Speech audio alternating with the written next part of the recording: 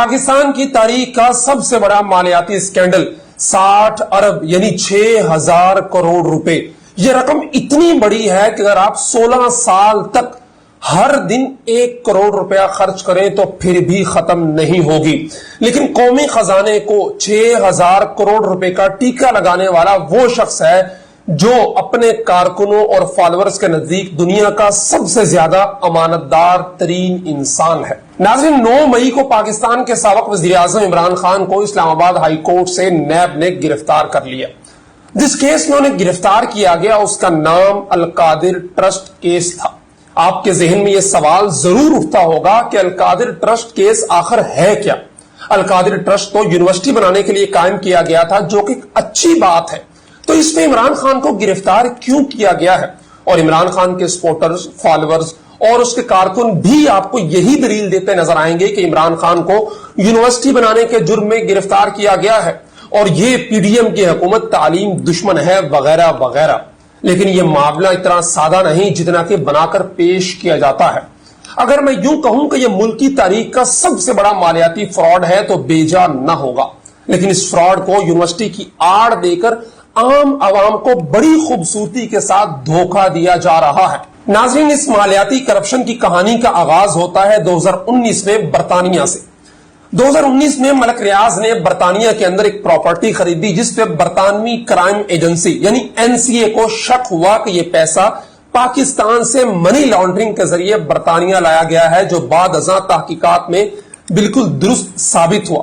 جس کے بعد ملک ریاض کے اکاؤنٹ اور پراپرٹی برطانیہ کی نیشنل کرائم ایجنسی نے سیز کر دی اور اس کے ساتھ ساتھ ملک ریاض اور اس کے بیٹے کے برطانیہ داخلے پر پابندی عائد کر دی.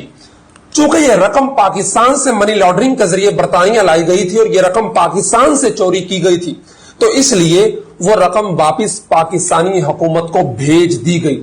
یہ رقم 190 ملین پاؤنڈ تھی، جو کہ پاکستانی روپوں میں 60 ارب یا پھر 6000 کروڑ روپے بنتی ہے.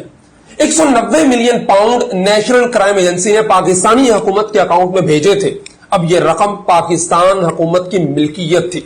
لیکن ملک ریاض کی عمران خان کے مشیر برائے احتساب شہزاد اکبر کے ذریعے بشرا بی بی اور فرا گوگی سے ڈیل ہوئی کہ یہ رقم بجائے قومی خزانے کے ملک ریاض کو واپس دے دی جائے گی. لیکن یہ اتنا آسان نہیں تھا. اس کے لیے کابینہ کی منظوری ضروری تھی.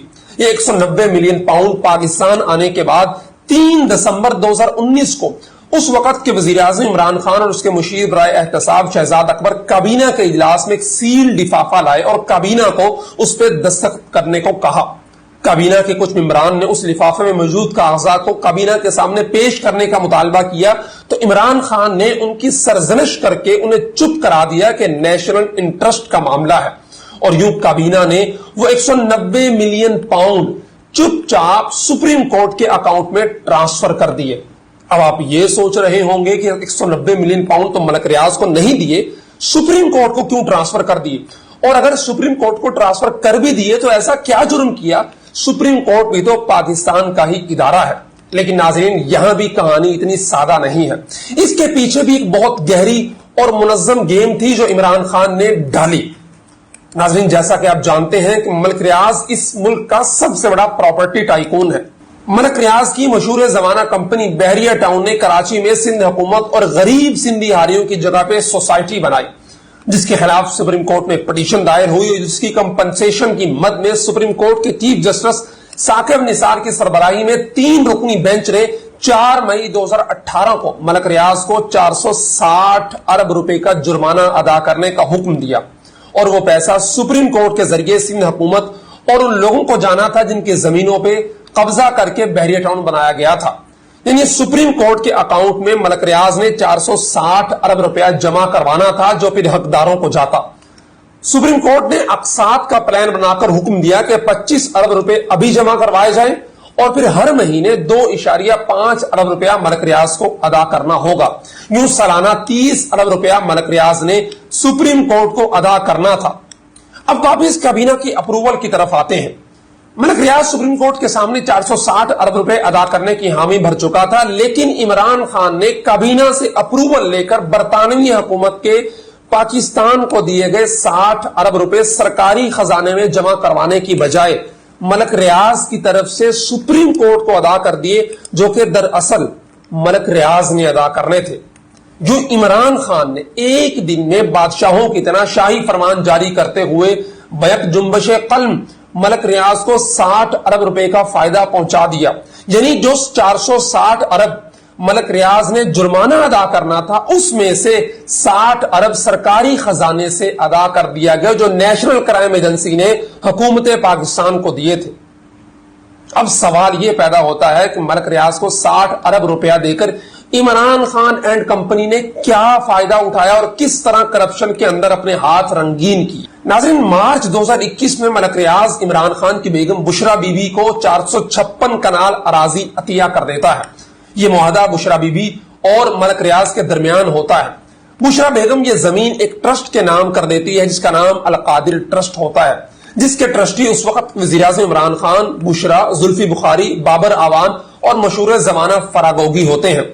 کیونکہ جیسے میں نے ابتدا میں شہزاد اکبر کے ذریعے ڈیل کا بتایا، جس میں 2019 میں ہی ملک ریاض اور بشرا کے درمیان ایک معاہدہ طے پایا تھا کہ اگر بشرا بیگم کے خامند جو اس وقت وزیر اعظم تھے وہ کابینہ سے اپروول لے کر برطانیہ سے آئی رقم ملک ریاض کو واپس کر دیں، یعنی ملک ریاض کی طرف سے سپریم کورٹ میں جمع کروا دے، تو ملک ریاض بشرا کو اس کے بدلے میں زمین دے گا۔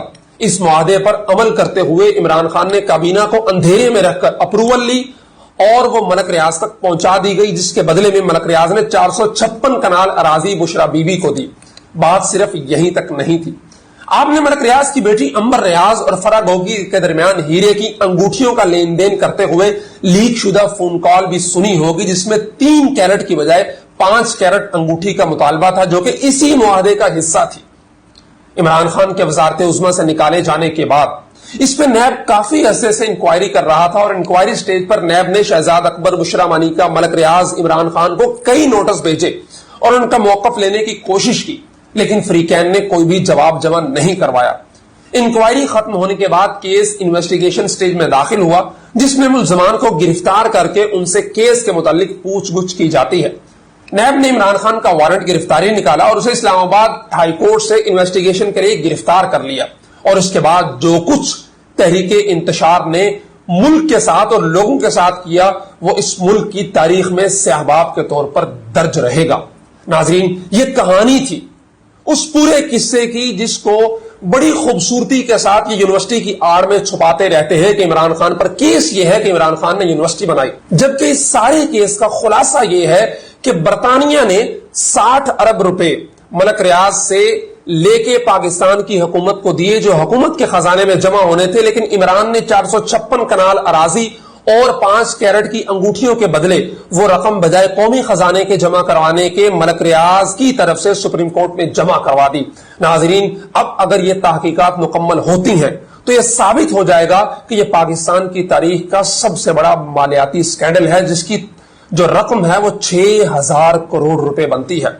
ہمیں اپنی آنکھوں سے اس پٹی کو اتارنا ہوگا جو عمران خان اور اس کے کارکن ہماری آنکھوں پہ چپکاتے رہتے ہیں کہ عمران خان پاکستان کا سب سے امانت دار سیاستدان ہے، لیکن ناظرین کو اپنے دور اقتدار کے اندر جب جب موقع ملا، فراگوگی، بشرا مانیکا اور آسن جبیل گجر نیکسس نے پاکستان کے ساتھ، قومی خزانے کے ساتھ ہر وہ کام کرنے کی کوشش کی جس کا نقصان براہ راست ہر عام آدمی کو ہوتا تھا۔ امید ہے اس ویڈیو کے بعد آپ کو یہ سمجھ آ چکی ہوگی کہ القادر ٹرسٹ کیس کیا تھا اور عمران خان نے اس کی آڑ میں کتنا بڑا نقصان قومی خزانے کو پہنچانے کی کوشش کی۔